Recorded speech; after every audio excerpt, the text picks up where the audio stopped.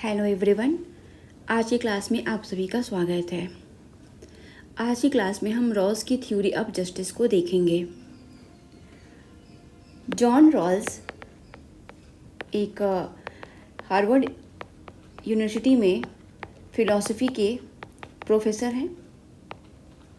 ठीक है, इन्होंने जो काम किया है वो डीअंटोलॉजिकल कंसेप्ट पे किया है, जिसमें जो है प्रोसेस पे फोकस किया जाता है। ठीक है, प्रोसेस पे फोकस किया जाता है।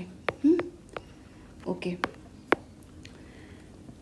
इसके बाद इन्होंने जो है इनका थ्योरी ऑफ जस्टिस वो कांट के आइडियोलॉजी पे बेस्ड है। कांट की आइडियोलॉजी क्या थी? Individual is and itself. इसका मतलब ये है कि मनुष्य व्यक्ति स्वयं में साध्य है। ठीक है, इसी कंसेप्ट को अपने थ्योरी ऑफ जस्टिस का बेसिस बनाया था। किसने? रॉल्स ने। ओके, ठीक है। तो अब यहाँ पे हम पढ़ लेते हैं। John Rawls, a prominent political thinker, developed the theory of justice known as justice as fairness. Okay, this theory is presented, इनके यहाँ पे बुक्स का नाम है a theory of justice 1971। Justice as fairness किसका कंसेप्ट है? रॉल्स का। What is the book name of Rawls? A theory of justice. ठीक है, Rawls theory seek to establish principle of justice that would guide the basic structure of just society. यहाँ पे इनके concept को, component को जो है डिस्कस किया गया है। तो let's see what is the component. तो पहला है original position and well of ignorance. अब हम सब जो हैं वेल ऑफ इग्नोरेंस को बहुत अच्छे से जानते हैं। मतलब आप लोगों ने पहले क्लास में या बहुत जब से आपने पढ़ा होगा ना जहाँ भी रॉल्स को, वहाँ पे कहीं ना कहीं आपको वेल ऑफ इग्नोरेंस की बात जरूर आई होगी। ठीक है, और वैसे भी हम रॉल्स को थ्योरी ऑफ जस्टिस में सबसे इम्पॉर्टेंट फिलोसफर मानते हैं। तो वेल ऑफ इग्नोरेंस ये है, सपोज करिए कि ये एक सोसाइटी है। ठीक है, इस सोसाइटी में बहुत से लोग रह रहे हैं। ठीक है, पर यहाँ पे जो लोग हैं वो फ्री हैं, इक्वल हैं। वहाँ पे उनकी तरह किसी भी तरह का कोई भेदभाव नहीं है। वे एक जस्ट सोसाइटी में रह रहे हैं। ठीक है, वो फ्री हैं to choose their virtue for the just society. अब एक चीज़ सोचिए कि यहाँ पे ये एक इंसान है, ही इज़ नॉट अवेयर इसकी कैपेसिटी क्या है, इसका सोसाइटी में पोजीशन क्या है। ठीक है, इसका टैलेंट क्या है। He is not aware. इसको इन सब चीज़ों से समाज में अवेयर नहीं किया गया है। न ये अवेयर है, नहीं समाज के जो और लोग हैं वो एक दूसरे के सिचुएशन से अवेयर हैं। ठीक है, ये मतलब एक इंसान साहब, सिर्फ आप एक इंसान हो, यही आपकी एक ओरिजिनल पोजीशन है। इसके बाद आप कुछ करते हो, कुछ चूज़ करते हो, कुछ बनते हो। ठीक है, तो वो जो है आपका जस्ट सोसाइटी को स्टैब्लिश करने के लिए जो है बेस्ट वो होगा, प्लेटफॉर्म होगा। ओके, तो इसीलिए उन्होंने original position and well of ignorance की थ्योरीज को दिया था। ठीक है, इसके बाद वेल ऑफ इग्नोरेंस की थ्योरी को ही सब्सटेंशिएट करने के लिए इन्होंने यहाँ पे 2 और प्रिंसिपल दिया। ठीक है, first principle equal basic liberty.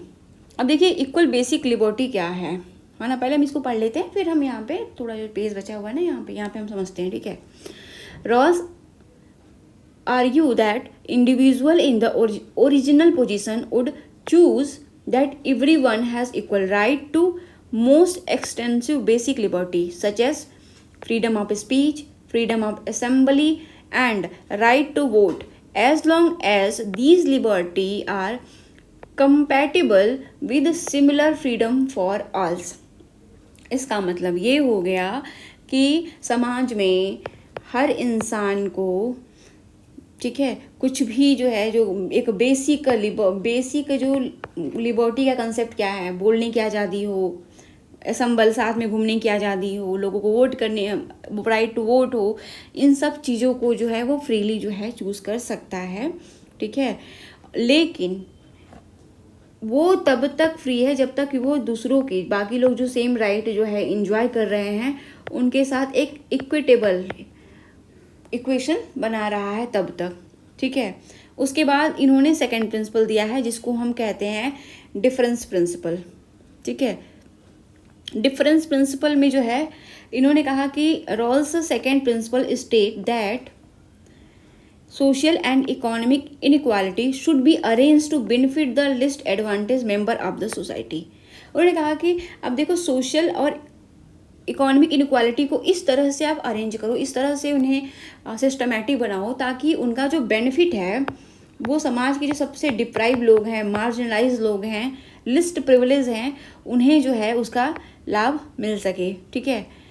उसके बाद आती है इस बात पे कि रॉल्स ने किसको ज़्यादा इम्पोर्टेंस दिया, ठीक है। यहाँ पे हम ये देखेंगे कि रॉल्स जो है, Rawls establish a lexical priority for first principle. इन्होंने फर्स्ट हमारे क्या है, इक्वल बेसिक लिबर्टी, ठीक है, इस पे इन्होंने ज़्यादा फोकस किया rather than second, okay. This mean that any infringement on the equal basic liberty can only be justify if it is benefit the least advantage and does not undermine equal liberty, okay। तो Rawls theory of justice जो है वो काफ़ी influential and काफ़ी important role play करता है। It is a very core values of the and contested concept of political science. So इतना ही है इनके उसमें प्रिंसिपल में। तो आप hope you guys just understand this. Apart from this, we will go ahead for the books, important book on the justice, ठीक है। सो पहला आपका important books, अच्छा these books are very important from the point of view of exams, so please don't skip these portions, ठीक है। If you guys want, you can take the screenshot because screenshot and because here I have also discussed कि उनके book में briefly क्या discuss किया गया है, एक लाइन में हम ये चीज़ समझ लेंगे, ठीक है। Here I have given 10 books name, so just pay attention. First, A Theory of Justice by John Rawls, ठीक है।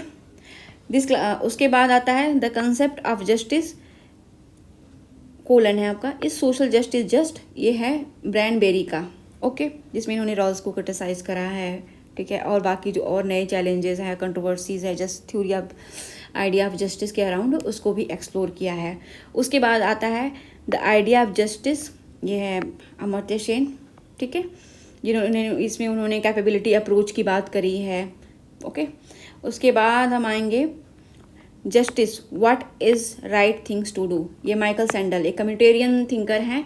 इन्होंने इसमें जो है जस्टिस के डिफरेंट डायमेंशंस को और डिलेमास को, एथिकल डिलेमा से क्या रिलेटेड हैं उनके बारे में जो बात करी है। उसके बाद आता है सोशल कॉन्ट्रैक्ट, ये जो है रूसो की बुक है और इसमें रूसो ने जो है सोशल कॉन्ट्रैक्ट को एक मीडियम बताया था to create a just society, okay.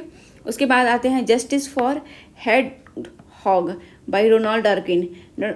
इन्होंने भी इसमें जो है थ्योरी ऑफ जस्टिस को वेरी कॉम्प्रिहेंसिव मैनर में है एलोबरेट किया है with regard to ethics, morality and law, ठीक है। उसके बाद the theory of communicative action, ये जुर्गन हैबरमास की बुक है। उसके बाद आता है आपका केस ऑफ रेपरेशंस, ये जो है था निहिसी कोट, इनका जो है बुक है। उसके बाद जस्ट मर्सी, ये आपका ब्रायन स्टेवन की बुक है। उसके बाद आता है द एज ऑफ इनजस्टिस, ठीक है, social justice and critics of liberalism by Helen Pluckrose की बुक है और उनके साथ इन्होंने लिखा है जेम्स लिंडसे ने। तो हेलन प्लक्रोज एंड जेम्स लिंडसे ने मिल करके इस बुक को लिखा है, ठीक है। तो these are very important book on justice. इसके साथ ही आप जो है प्लेटो का रिपब्लिक भी जो है रिपब्लिक, ये भी जस्टिस पे बहुत इंपॉर्टेंट बुक्स है। इसके बाद हमने अरिस्टोटल का जो है बुक उसको हमने कल के क्लास में डिस्कस किया हुआ था। तो आई थिंक कि this is more enough for the exams and hope guy you enjoy this class. Keep watching, keep loving, see you in next class. Thank you, bye bye.